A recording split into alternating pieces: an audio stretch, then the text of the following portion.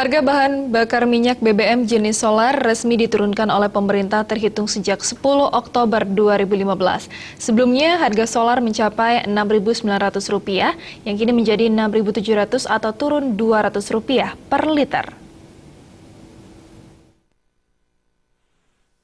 Menurut Sales Eksekutif Retail Pertamina Wilayah 10 Bali Raka Pradipta, harga solar turun dari Rp6.900 ke Rp6.700 atau turun Rp200. Ini sudah sesuai dengan arahan pemerintah dan diberlakukan secara serentak se-Indonesia. Ditambahkan untuk Bali, pada 10 Oktober telah diajukan surat kepada Gubernur dan pengusaha SPBU. Pertamina Wilayah 9 Bali mengikuti instruksi Pertamina Pusat untuk menurunkan harga BBM jenis solar. Meski ada penurunan harga sekitar Rp200 per liter, rata-rata konsumsi solar di Bali masih tetap dengan harga lama, yaitu mencapai 600 kiloliter per hari. Ya, penurunan harga itu kan merupakan kebijakan dari pemerintah pusat ya.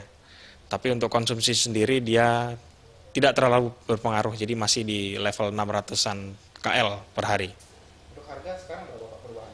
Di 6.700 ya, Rp200 turunnya dari periode sebelumnya. Konsumsinya masih belum berubah, masih stabil. Jadi karena mungkin Bali ini juga nggak terlalu price sensitif untuk produk solar ya, jadi penyalurannya masih stabil di angka 600-an KL seharinya. Raka Pradipta menjelaskan lebih lanjut, dengan penurunan harga ini Pertamina tidak mengestimasi bila terjadi peningkatan permintaan solar karena konsumsi solar di Bali masih tergolong kecil. Kecilnya konsumsi solar karena Bali bukanlah daerah industri.